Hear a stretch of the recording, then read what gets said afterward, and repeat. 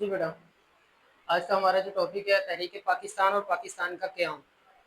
Page number 15 पर आ जाए। तहरीक पाकिस्तान का पनसे मंजर। बरसगीर जनूबी एशिया में मुसलमानों की जब आमद हुई, 712 में मोहम्मद बिन कासिम जो था उसने सिंध फतह किया।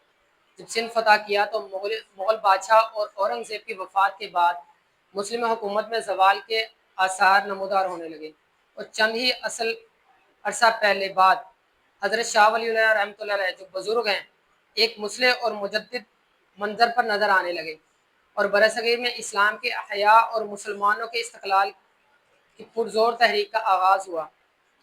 इसी तरह सियासी सतह पर अंग्रेज़ों ने तजारती ईस्ट इंडिया कंपनी, एक कंपनी है जिसका नाम है ईस्ट इंडिया कंपनी के नाम पर अपना असर और रसूख को बढ़ाया और बंगाल के नवाब सिराजुद्दौला ने अंग्रेज़ों का रास्ता रोकना चाहा, लेकिन वो अपनों की साजिशों की वजह से जंग प्लासी में शहीद हो गए।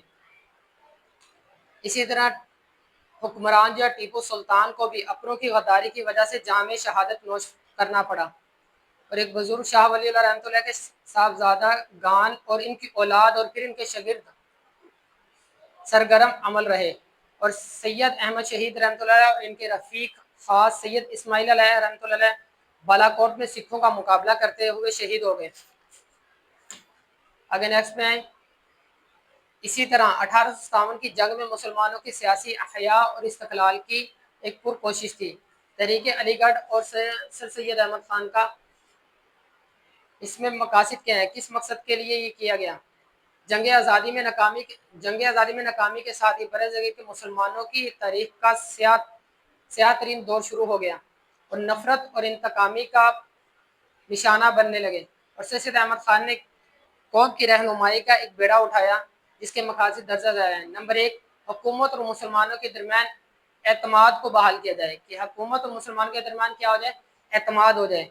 दूसरा पॉइंट है मुसलमान बरसगीर को जदीद उलूम और अंग्रेज़ी ज़बान सीखने की तरफ राग़िब किया जाए ताकि वो अंग्रेज़ी ज़बान सीखने की तरफ राग़िब हो जाए। तीसरा पॉइंट क्या, मुसलमान बरसगीर को आगाह करना था कि पहले वो तालीम हासिल करें और फिर उसके बाद क्या आ जाए, सियासत में हिस्सा लें।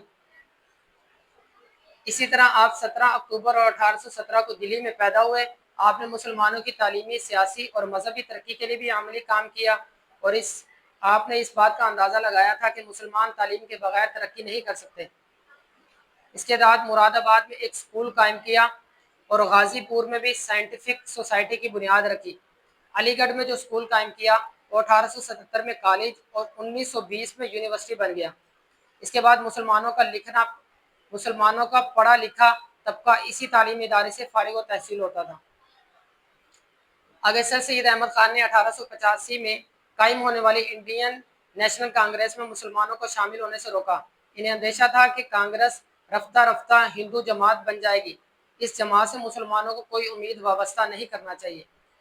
इसलिए सर सैयद अहमद खान ने तहरीक अलीगढ़ के जरिए मुसलमानों को एक लड़ी में परो दिया जिससे मुसलमानों को जुदागाना तश्कील हुई ताकि वो आज़ादी से ज़िंदगी गुजार सकें।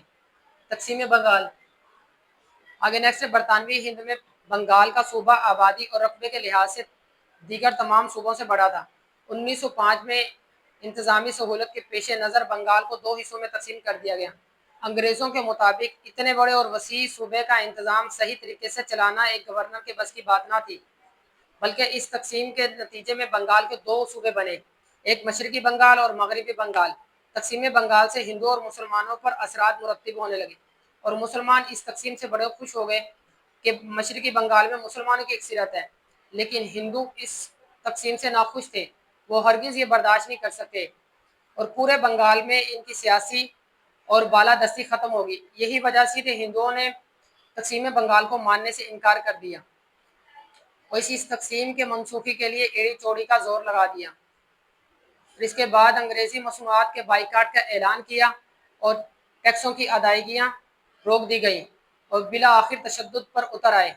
आखिर इन हालात में अंग्रेज़ हुकूमत ने घुटने टेक दिए और 1911 में बंगाल की तकसीम मनसूख हो गई और इस मनसूखी से मुसलमानों को सख्त सदमा पड़ा।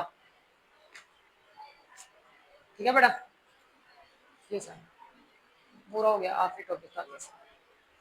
अगला टॉपिक इंशाल्लाह कल हमारा होगा शिमला वफद मुस्लिम लीग का क़याम। ٹھیک ہے.